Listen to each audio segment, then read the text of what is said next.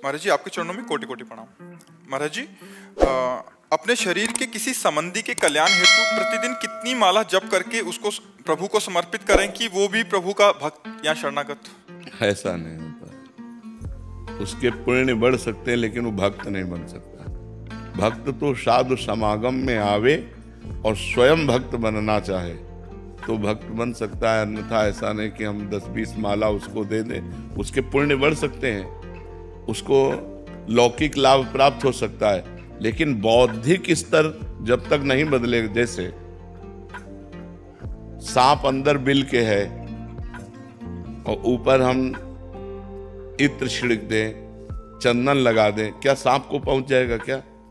अब हमारी बात सुनो। या लाठी से मारे तो क्या सांप मर जाएगा क्या? तो अंदर जब हमारे अंतःकरण में जो हमारी बुद्धि है वो जब तक परिवर्तित नहीं होगी तब तक भक्ति कैसे आ जाएगी? ऐसे भक्ति कैसे आ जाएगी? तो हम उसके अंदर भक्ति पैदा कर दें। ऐसा किसी महात्मा ने भी नहीं कहा कि मैं भक्ति पैदा कर सकता हूं। हाँ, आप बदलना चाहो तो बदला जा सकता है, आप बदलना ना चाहो तो कोई बड़ा सिद्ध महापुरुष भी आपको नहीं बदल सकता है। ये पक्की बात समझ लो। बड़े बड़े सिद्धों के पास भी बड़े दुष्ट देखे गए जो नहीं बदले, और दूर से हजारों कोस दूर से बात सुन ली और मान ली, बदल गए। आप बदलना चाहो तो बदल सकते हो, अगर आप बदलना नहीं चाहते तो हमारा जब तक आपको नहीं बदल सकता, क्योंकि आपकी बुद्धि तो गलत मार्ग में लगी है और हम इधर जब करके आपको दे रहे हैं तो आपकी लौकिक उन्नति होती जाएगी, लेकिन परमार्थिक उन्नति तभी होगी जब साधु संग होगा और स्वयं वो चाहे कि मैं भगवान की भक्ति करूं।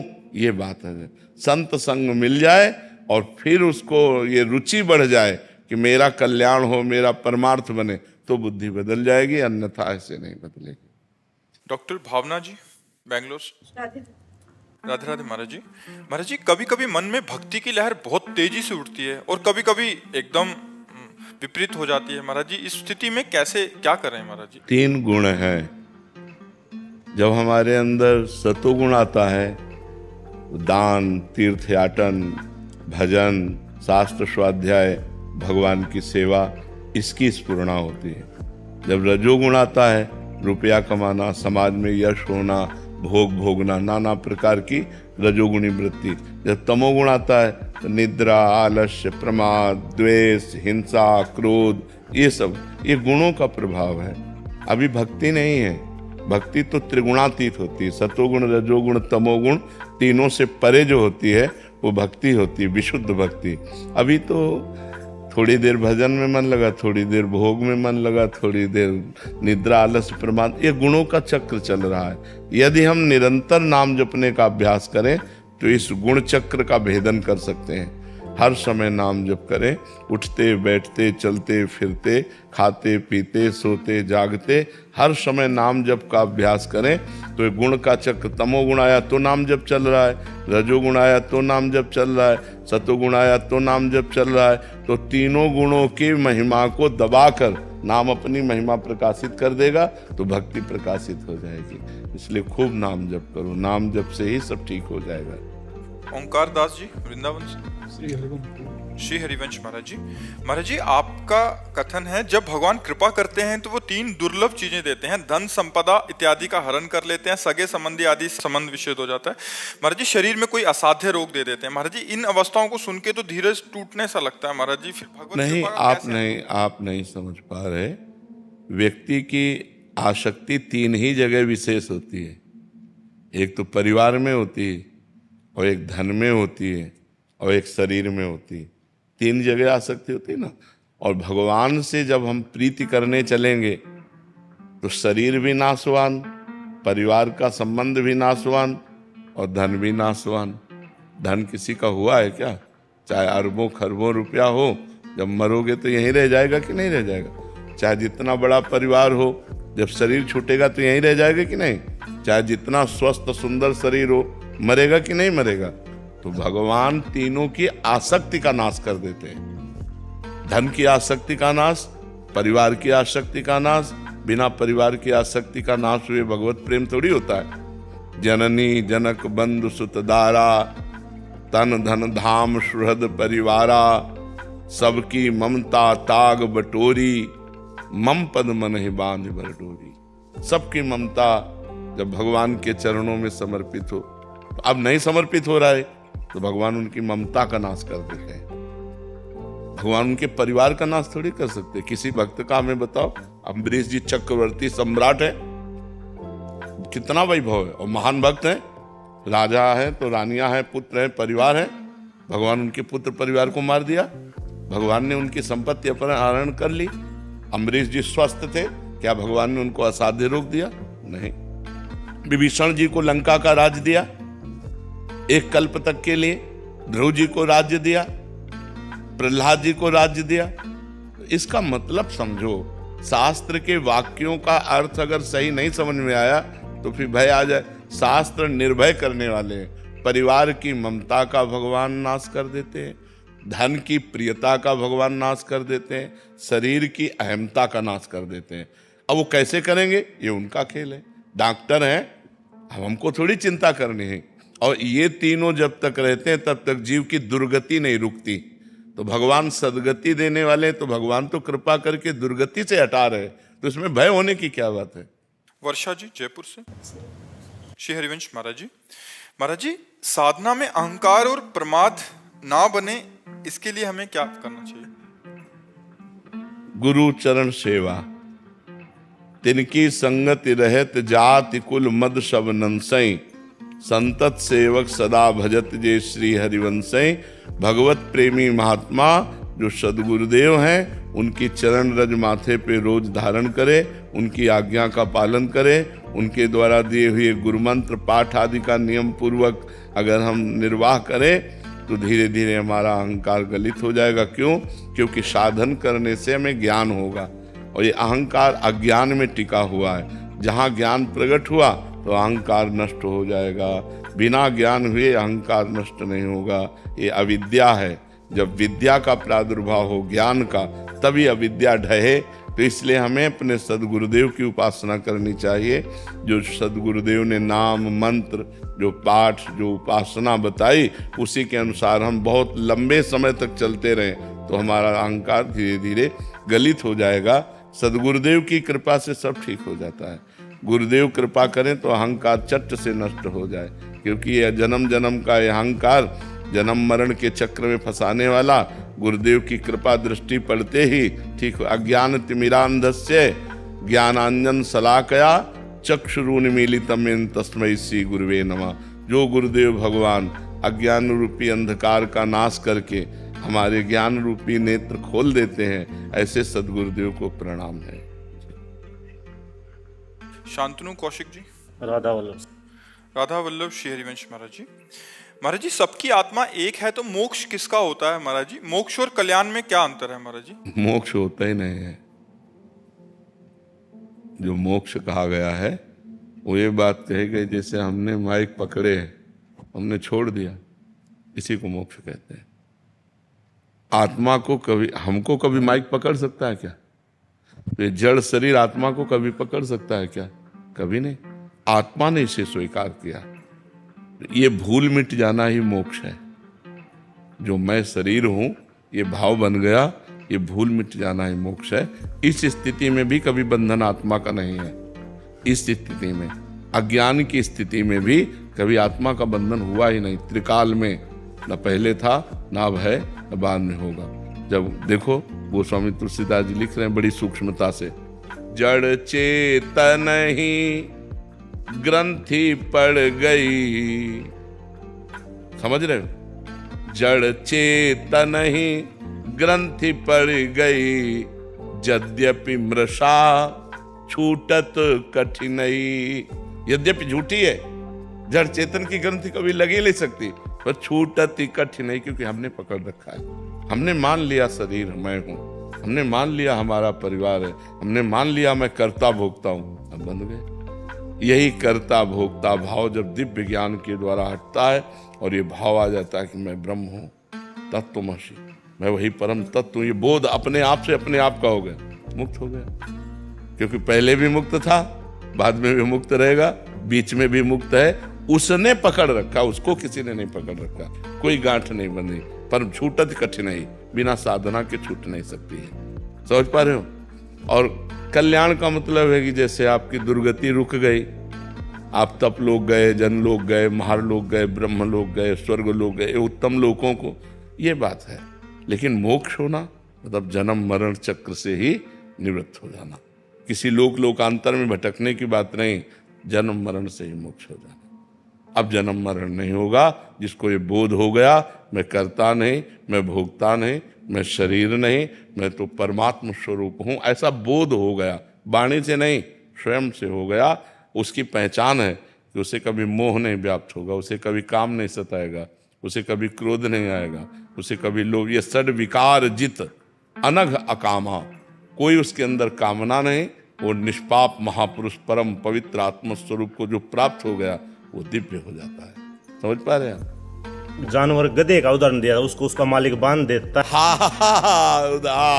पर न, जैसे हम ऐसे सोचते हैं जैसे वो गधा तो ऐसे भाग भी सकता है, ऐसे हम नहीं भाग सकते। मैं खुद परमात्मा हूँ, ऐसा वाणी से अनुभव, ज्ञान से ही अनुभव होगा, भजन से ही अनुभव होगा, अपने आप से नहीं होगा। नहीं, भजन जब तक नहीं करोगे तब तक ऐसे कैसे अनुभव होगा? जैसे अभी आप ये जान लो हमसे कि आप शरीर नहीं हो, लेकिन आपको पीड़ा होगी तो महसूस होगा ना मेरे खो रहे। आप दर्पण में देखोगे तो महसूस होगा ना मैं अपने को देख रहा हूं, क्योंकि ये बोध नहीं हुआ, ये वाणी से केवल हो गया। और जब बोध हो जाएगा तो आप कहोगे नहीं कि मैं ब्रह्म हूं, वो अनुभव होता रहेगा और सब दुख सुख समान भाव से सहते हुए जीवन यात्रा पूरी हो जाएगी।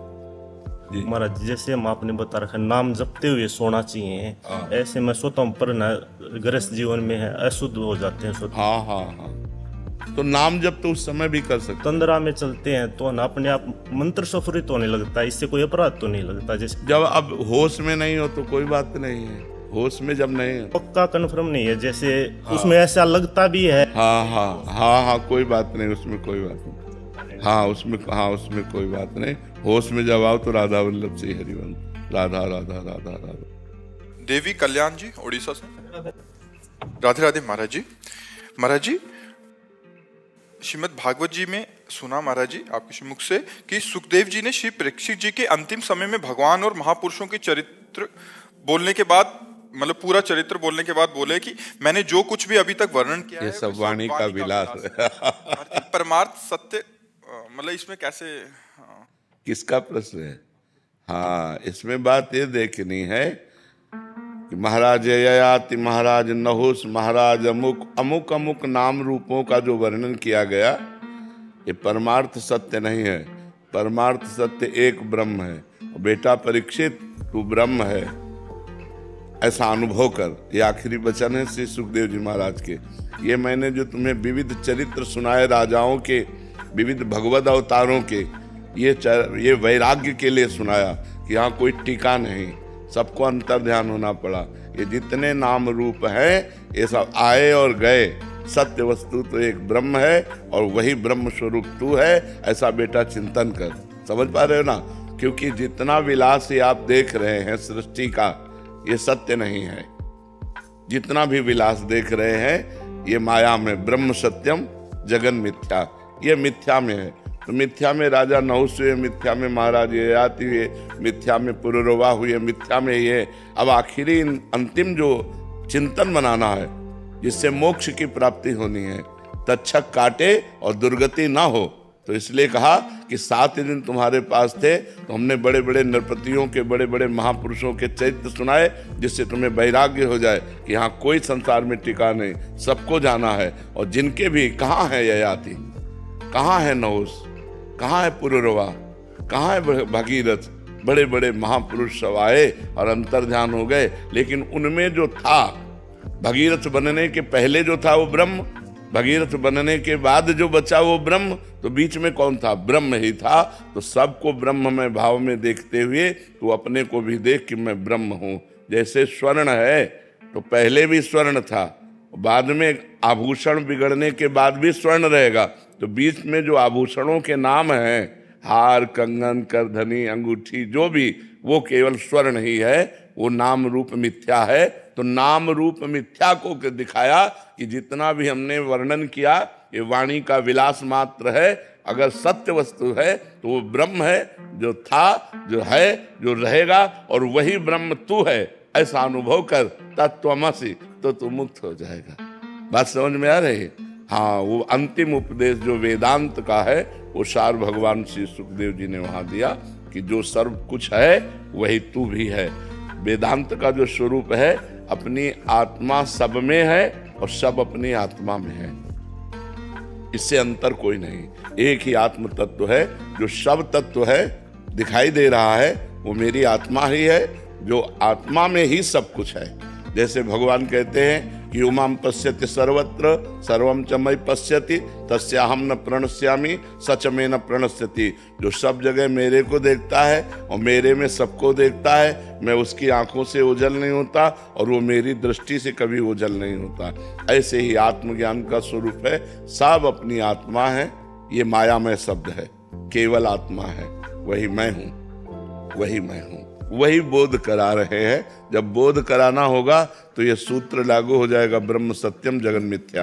तो इसीलिए कहा ये मेरा वाणी का विलास मात्र है। समझ पाए आप जी? नितिन जी बरेली से। राधे राधे। राधे राधे महाराज जी। महाराज जी, साधक को व्यवहार करते समय क्या क्या सावधानियां रखनी चाहिए? क्या सबके साथ एक जैसा व्यवहार करना चाहिए या फिर अलग अलग? जो एक जैसा व्यवहार करता है वो मूर्ख होता है। जैसे बहन, बेटी, पत्नी, माँ, चारों स्त्री हैं, क्या एक जैसा व्यवहार हो सकता है? हमारा ही अंग है, पर क्या एक जैसा व्यवहार हो सकता है? गाल छूने पर धोएंगे नहीं, लेकिन गुदा छूने पर धोएंगे। व्यवहार एक जैसा नहीं हो सकता। पंडिता समवर्तिना नहीं कहा, पंडिता समदर्शिना कहा है। विद्या विनय संपन्ने ब्राह्मणे गविहस्तनी स्वनीचय सुपाके च पंडिता समदर्शिना। सब में एक परमात्मा है। जैसे हम अपने पूरे शरीर को अपना मानते हैं, लेकिन व्यवहार अलग है। पूरे शरीर की पीड़ा हम गुदा में भी होगी तो हम ही को होगी, लेकिन जब हम मलमूत्र के द्वारों को स्पर्श करते हैं तो रज लगाकर, साबुन लगाकर हाथ धोते हैं, लेकिन अन्य अंगों को स्पर्श होने पर नहीं होता। तो हमें धर्म की मर्यादा के अनुसार सब हमारा जो जैसा लगता है हमें व्यवहार वैसा ही करना है, लेकिन दर्शन सब में एक करना है। एक जैसा व्यवहार नहीं हो सकता, कभी एक जैसा व्यवहार नहीं हो सकता। जैसे एक पापी पुरुष है और एक महात्मा है, तो हम पापी पुरुष को उदासीन भाव से देखते हैं और महात्मा को अपने प्रीतम भाव से देखते हैं, साष्टांग दंडवत करके विनय से। लेकिन हम उस पापी में भी परमात्मा देखेंगे और महात्मा में भी परमात्मा देखेंगे। देखना दोनों में एक होगा, बर्ताव दोनों का अलग होगा। एक से हम उदासीन हो जाएंगे, न शत्रुता न मित्रता, और एक को हम अपना प्रीतम मान करके साष्टांग दंडवत करते हुए उसकी वंदना करेंगे। तो व्यवहार तो एक जैसा हो ही नहीं सकता। जो व्यवहार एक जैसा करना चाहता है वो मूर्ख है। हमें विद्या विनय संपन्न ब्राह्मण में, गाय में, कुत्ते में, चांडाल में, हाथी में एक परमात्मा देखना है, भगवान कह रहे हैं। लेकिन बर्ताव कैसे हो सकता है? भगवान आदेश करें, सुनी चय सुपाके चा पंडिता समदर्शिना। जो गाय और कुत्ते में बराबर भगवान को देखे, जो हाथी में, चांडाल में, विद्या विनय संपन्न ब्राह्मण में एक देखे। लेकिन बर्ताव तो नहीं हो सकता ना। चांडाल के पैर नहीं छुएंगे, विद्या विनय संपन्न ब्राह्मण का सम्मान करके उसका आदर करेंगे, गाय का दूध पिएंगे, लेकिन कुतिया का थोड़ी दूध पी लेंगे। अलग अलग व्यवहार है। जो कुतिया को भोजन देंगे वो हाथी को थोड़ी दे सकते हैं। हाथी का क्या, उसका व्यवहार अलग है। उसको 1 कुंतल चाहिए और उसको 2 रोटी चाहिए। 2 रोटी में उसका काम बन जाएगा और 1 कुंतल भोजन हाथी को चाहिए। व्यवहार तो एक जैसा हो ही नहीं सकता, चाहे खान पान किसी भी दृष्टि से देखा जाए।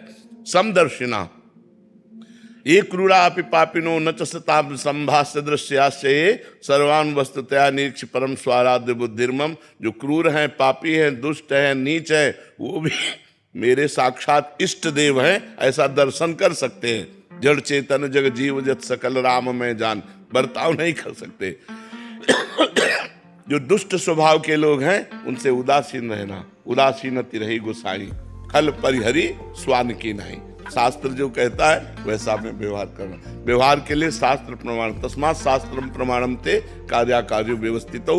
क्या कार्य करना चाहिए, क्या नहीं करना चाहिए, इसकी आज्ञा शास्त्र के अनुसार हमें बर्ताव करना चाहिए। लेकिन हम दर्शन सब में एक परमात्मा का कर सकते हैं। समझ पाए?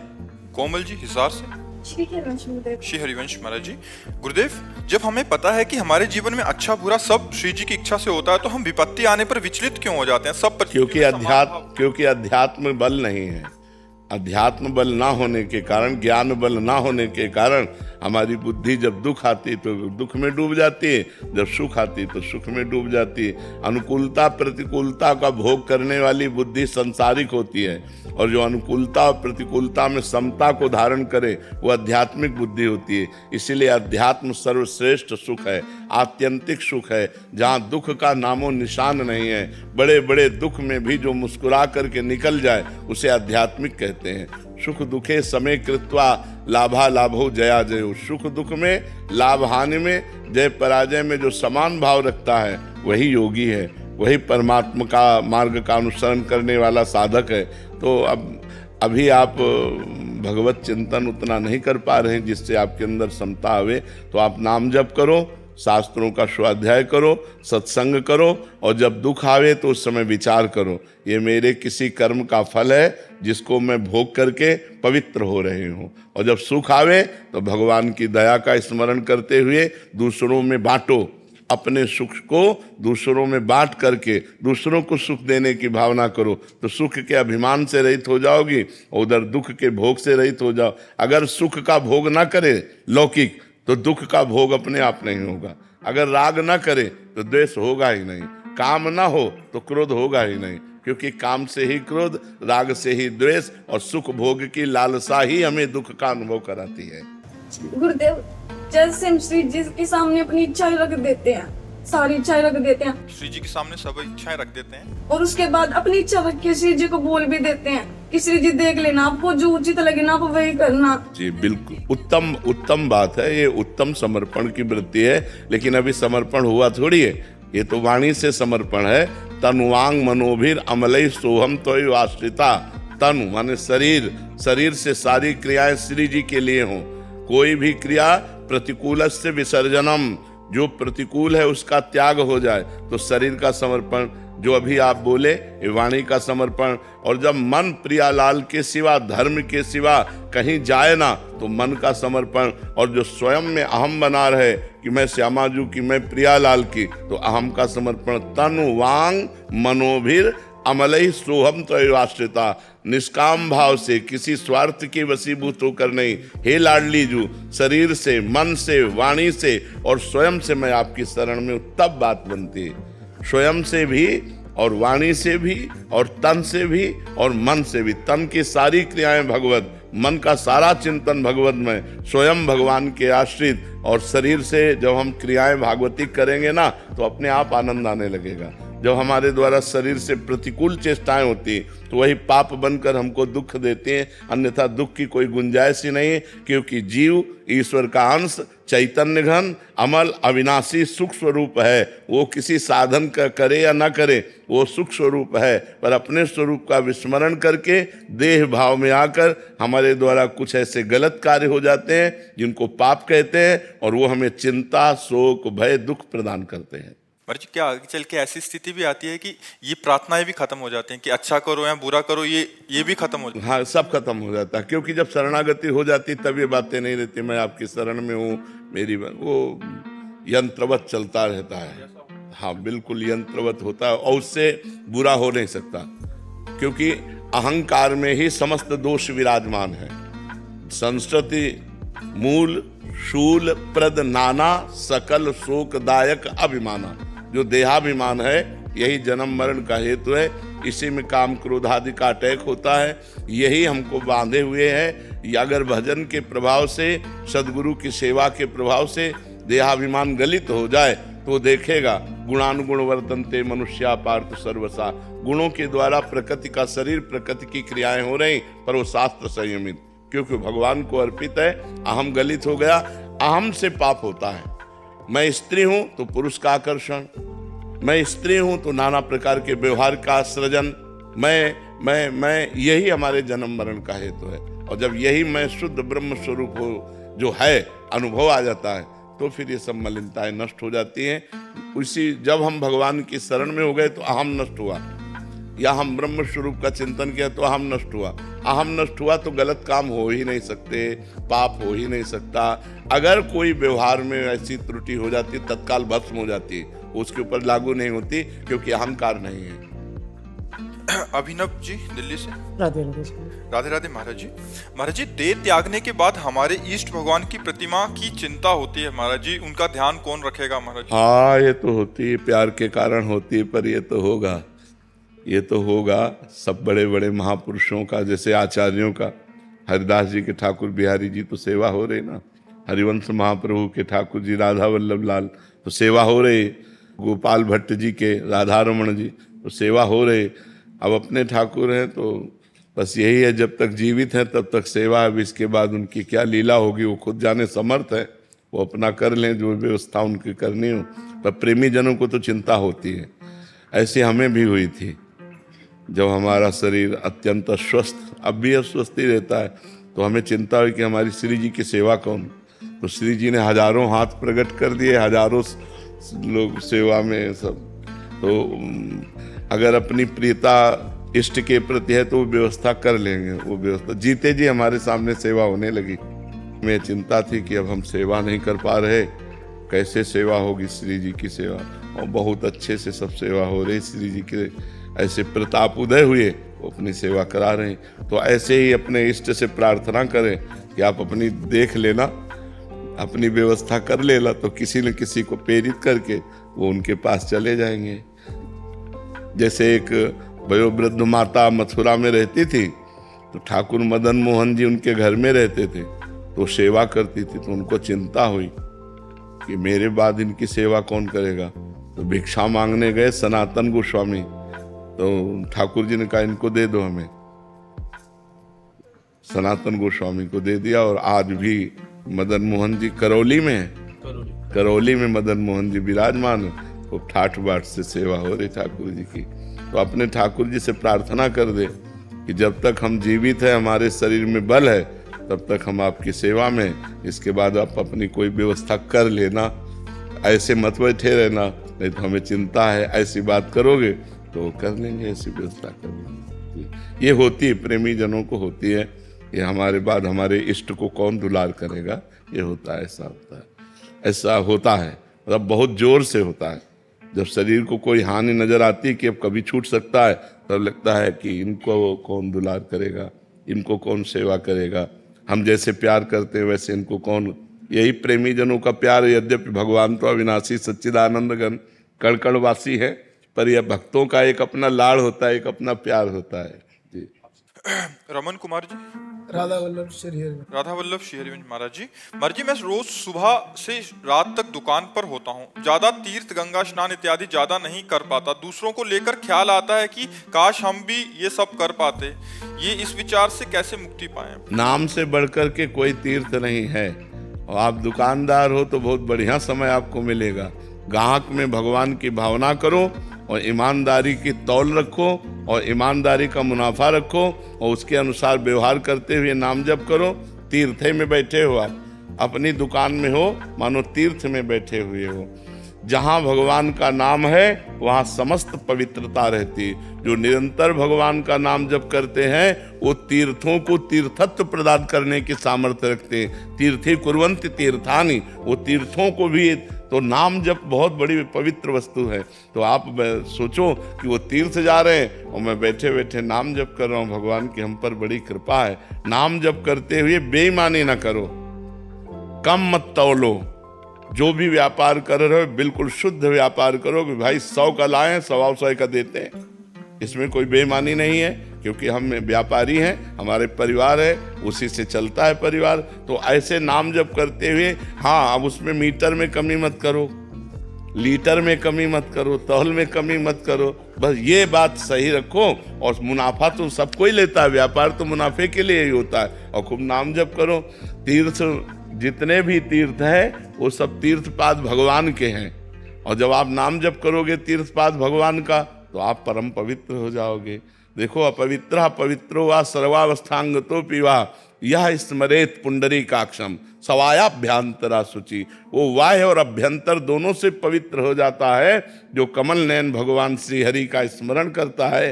तो अब आपको कौन से तीर्थ जाने की जरूरत? कमल नयन भगवान श्री हरि का हरिशरणम हरिशरणम हरिशरणम, परम पवित्र हो आप। किसका प्रश्न था, समझ गया? हाँ। सुलेखा जी सागर से। राधे राधे महाराज जी। महाराज जी, जीवन मुक्त अवस्था के लिए क्या करना पड़ेगा मुझे? बहुत कठिन साधना करनी पड़ेगी। जीवन मुक्त होना कोई साधारण किसका प्रश्न है? हाँ, सबसे पहली साधना है गुरु शरण, दूसरी साधना लोक परलोक के भोगों से वैराग्य, तीसरी साधना बहुत प्रवीण विवेक, चौथी साधना इंद्रियों को वश में करना सम, फिर मन को वश में करना दम, और फिर तितिक्षा हर कष्ट को सहने की सामर्थ्य, और फिर श्रद्धा शास्त्र और गुरु में अपार श्रद्धा, और फिर समाधान चित्त का निरंतर लक्ष्य पे स्थित रहना भगवत प्राप्ति के लिए लक्ष्य में, और मुमुक्षता मैं मुक्त हो जाऊं ये प्रबल इच्छा, और गुरु की शरण में तो फिर जाकर के कहीं जीवन मुक्त अवस्था आती। बहुत कठिन बात है, बहुत कठिन बात है, पर है कठिन, असंभव नहीं है, असंभव नहीं पर है कठिन। अब ऐसे नहीं कि हलवा पूड़ी खाते हुए जीवन मुक्त हो जाए, हलवा पूड़ी खाते हुए तो जीवन मुक्त नहीं होगा, उसको तो साधना में लगना पड़ेगा, कठिन साधना करनी पड़ेगी, तब देह राग नष्ट होगा। ऐसे थोड़ी जन्म जन्मांतर से हम देह भाव में विचरण कर रहे हैं, तो देह भाव बिना नष्ट हुए जीवन मुक्त तो नहीं हो सकता। लोक परलोक की गति तो बन सकती है, दान पुण्य नाम आदि, लेकिन जीवन मुक्त होने के लिए, जीते जी जीवन मुक्त होने के लिए ब्रह्मबोध आवश्यक है। बिना तत्व ज्ञान हुए ब्रह्मबोध हुए वो जीवन मुक्त नहीं कहला सकता। और सब मार्ग हैं, लेकिन जीवन मुक्त के लिए ब्रह्मबोध आवश्यक है। जब तक स्वरूप बोध नहीं होगा तब तक वो जीवन मुक्त नहीं कहलाया जा सकता। वो भक्त कहला सकता है, वो योगी कहला सकता है, वो और भी साधन है, लेकिन जीवन मुक्त होने के लिए तत्व ज्ञान की आवश्यकता है। बिना ब्रह्मबोध हुए जीवन मुक्त नहीं हो सकता है। जी। हरि कृष्ण जी दिल्ली से। राधे राधे। महाराज जी, ज्यादा सुखी होना किसे कहते हैं? जो भगवान में प्रफुल्लित है। गदगद सुर नैना सजल दंपति रस रहे भीन, हर समय भगवान की रूप माधुरी लीला माधुरी में सुखी, वो ज्यादा सुखी। धनी थोड़ी सुखी है। कबीरा सब जग निर्धना, धनवंता नहीं कोई, धनवंता सोई जानिए जाके राम नाम धन हो। जो भगवान के नाम में निरंतर डूबा हुआ है, भगवान के ध्यान में डूबा हुआ है, वही सुखी। ब्रह्मभूता प्रसन्नात्मा न शोचति न कांक्षति, समाः सर्वेषु भूतेषु मद भक्तिम लभते पराम। ये परम सुख की पहचान है। न कोई शोक है, न कोई चिंता है, और ब्रह्मभूत हो चुका है, अर्थात ब्रह्म अनुभूत हो चुका है। उसको जो परमानंद का अनुभव होता है वो किसी ब्रह्मा को भी नहीं। परमेष्ठी पद में भी सुख नहीं है। जो परमात्मा के ज्ञान में सुख है, परमात्मा बोध में सुख है, वो ब्रह्मा को भी नहीं। क्योंकि जब परमात्मा आनंद प्राप्त हुआ तो कहते न पारमेष्ठ्यम न महेंद्रधिष्ण्यम न सार्वभौमम न रसाधिपत्यम न योग सिद्धि अपनर्भवम वा। बोले मुझे ना तो पर ब्रह्मा का पद चाहिए, ना सम्राट पद चाहिए, न देवराज इंद्र का पद, न योग की सिद्धियां, न। क्यों? अब जो सुख मिला भगवान में, भगवान की सेवा में, भगवान के नाम जप में, या तत्व ज्ञान में, तत्व बोध में, वो सुख कहीं त्रिभुवन में माया जनित रचना में थोड़ी है। तो सुखी कौन? जो हरि का दास या तत्व बोध संपन्न महात्मा। इसके अलावा और कोई सुखी नहीं। सुखी है तत्वबोध संपन्न महात्मा या भगवान का जो नाम जप करते हैं, भजन करते हैं, ईमानदारी से चलते हैं, सच्चाई से चलते हैं, पाप कर्म नहीं करते, वही सुखी है। अन्यथा सब दुख के पछड़े में फंसे हुए हैं। चाहे अरबों रुपया बैंक में हो, क्लेश, अशांति, चिंता, शोक, भय, ये सब सताते रहते हैं। जी। प्रेरणा दीक्षित जी। राधे राधे। राधे राधे महाराज जी। महाराज जी, जब मन कुछ कहे और हृदय कुछ और, तो उस समय हम क्या चुने? सही मार्ग कैसे पहचाने? अब पहले ये बता, तुम हृदय किसे कहते हो, मन किसे कहते हो? अपनी पहचान आपने विभाग कर दिया। हृदय किसे तुम कहते हो, मन किसे कहते हो? लोग कहते हैं ना दिल से हम कह रहे हैं, तो दिल थोड़ी कुछ कहता है। दिल तो धड़कता है, सिर्फ वो कहता थोड़ी कुछ है, वो तो धड़कने का कार्य करता है। अंतःकरण में 4 हैं। एक है बुद्धि, एक है मन, एक है चित्त, एक है अहम। बुद्धि निर्णय करती है ये करना चाहिए या नहीं करना चाहिए। बुद्धि का काम है निश्चय करना, और बात को पेश करना ये मन का काम है, और उस बात का चिंतन करना ये चित्त का काम है, और उसको स्वीकार करना ये अहम का कार्य है। तो अब ये बताओ आप इसमें किस विषय की बात कर रहे हो? इसमें मन का और बुद्धि का। हाँ, अब पकड़, ये हम आपको जानकारी दिलाना चाहते थे। तो मन की बात नहीं माननी, बुद्धि की बात माननी, क्योंकि बुद्धि न्यायाधीश है और मन पेशकार है। वो तो गलत भी पेशगी देता रहेगा। हम बुद्धि के द्वारा ये निर्णय करें ये गलत है या सही। अगर हमारा निर्णय सही नहीं हो पा रहा है तो हम थोड़ी देर भगवान का चिंतन करें और उनसे पूछें कि ये गलत है या सही। तो आपके हृदय में आ जाएगा ये गलत है मत करो। सबके हृदय में आता है ये गलत है मत करो, ये सही है कर लो। लेकिन मन कहता है गलत नहीं है यार। वो अपनी पेशकार है ना, वो ऐसी पेशकी करता है कि बुद्धि को भी मनवा लेता है। पेशकार इतना जोड़ का है कि न्यायाधीश की न्यायाधीशी रखी रहती है, वो अपने अधीन कर लेता है। मन ने बुद्धि को अधीन कर लिया, और इंद्रिय ने मन को अधीन कर लिया, और विषयों ने इंद्रियों को अधीन कर लिया। हमारी दुर्दशा हो रही हमारी जो दुर्दशा का कारण है वो उल्टा हो गया है। अगर बुद्धि भगवान के चिंतन से विवेकवती हो गई है और मन रूपी लगाम को सही घसीटे तो इंद्रिय रूपी घोड़े सही मार्ग पे चलते रहेंगे। अब उल्टा हो गया है, घोड़े स्वतंत्र हो गए, लगाम ढीली हो गई और सारथी नशे में है। जो ड्राइवर है वो नशे में, तो अब गाड़ी ठोकेगी तो है ही है, कहीं न कहीं जाके ठोकेगी, कहीं न कहीं तो अपराध बनेगा, गलती तो होगी ही। राकेश गुप्ता जी। राधा वल्लभ श्री हरिवंश। श्री हरिवंश महाराज जी। महाराज जी, नाम जप में मन नहीं लग रहा महाराज जी, माया घसीट रही है। माया के पहलवानों से पूरी तरह परास्त हो चुका हूँ महाराज जी। ऐसा रहा तो मैं डिप्रेशन में चले जाऊंगा, ऐसा लग रहा है। भंवर नहीं, क्यों डिप्रेशन में क्यों चले जाओगे? जब युद्ध क्षेत्र में उतरे तो परास्त होना या विजयी होना खास बात नहीं। खास बात है डटे रहना, पीठ दिखा के भागना नहीं है।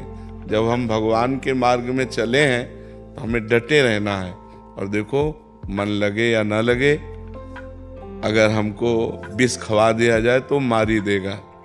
हम श्रद्धा से पिए या अनजाने में पिए।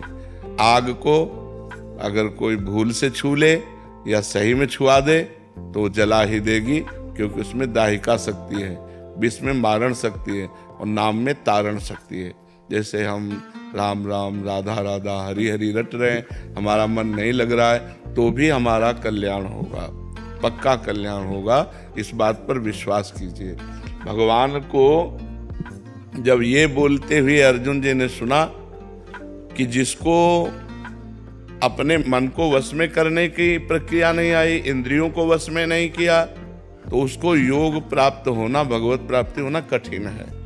जिसका मन वश में नहीं है, जिसकी इंद्रियां वश में नहीं है, उसे भगवत प्राप्ति नहीं हो सकती।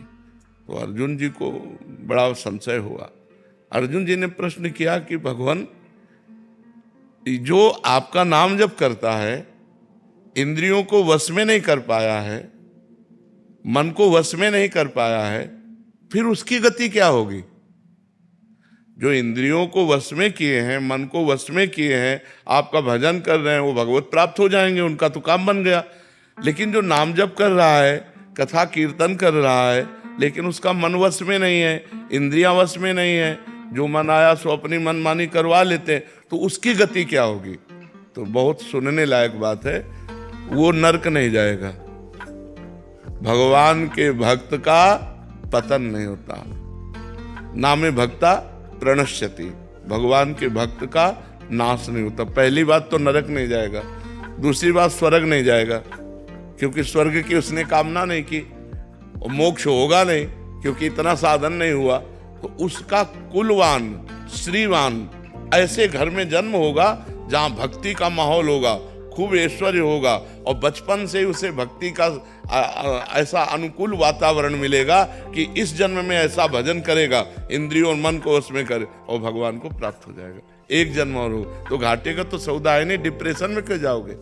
राधा राधा बोल रही है, विनाशी थोड़ी है, ये अविनाशी है, ये किसी भी काल में भगवान के भजन का नाश नहीं होता। जो हम भगवान का भजन करते हैं किसी भी काल में नाश नहीं होता। और जितना भजन करते हैं, मान लो हमारा 100 नाम जप हो गया है, तो अब 99 नहीं उतरेंगे, 101 से चलेंगे। किसी भी जन्म में भजन करना। देखो भरत जी महाराज राज परिवार घर सब छोड़ करके गंडकी नदी के किनारे भगवान की प्राप्ति के लिए साधना कर रहे हैं।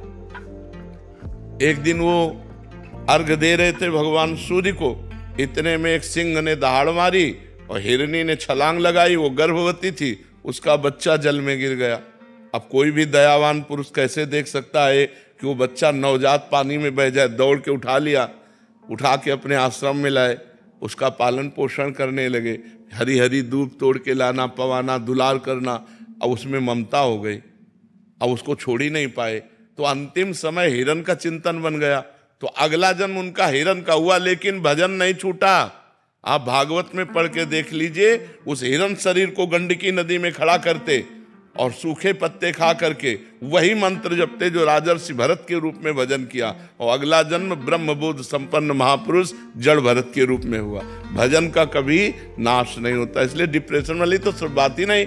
ऐसा तो व्यर्थ तो हो ही नहीं सकता। केवल जबान से नाम जपने मात्र से जीव का परम कल्याण हो जाएगा। राम नाम मणिदीप धर, जीह देहरी द्वार, तुलसी भीतर बाहिरो, जो चाह सुजियार। मन लगे न लगे, राधा राधा कह रहे हैं, राम राम कह रहे हैं, कृष्ण कृष्ण कह रहे हैं, शिव शिव कह रहे हैं, परम आनंद मिलेगा। आप इसकी चिंता न करें। हाँ, जहां तक आपका बस है वहां तक आप गलत आचरणों से अपने को बचाइए। जब नहीं बचा पा रहे हैं तो भगवान के सामने ऐसे हो जाइए कि हे नाथ, देख लो मेरी सामर्थ्य नहीं, आप ही कृपा करके मुझे बचाओ, और ना बचाओ तो आप ही तारो। मैं जैसा नीच पापी पतित हूं, अब आपका हूं, आप देख लेना। ठीक है? हाँ, डिप्रेशन वाला शब्द ही उच्चारण मत करो, बिल्कुल नहीं। ये आनंद का मार्ग है, डिप्रेशन का मार्ग थोड़ी। इसमें तो डिप्रेशन खत्म हो जाता है। नाम जप के समय भी विषय विकार हावी होते हैं। कोई बात नहीं, तुम चिंता मत करो। वो कूड़ा करकट है, अंदर से निकल रहा है, अंदर आ नहीं रहा।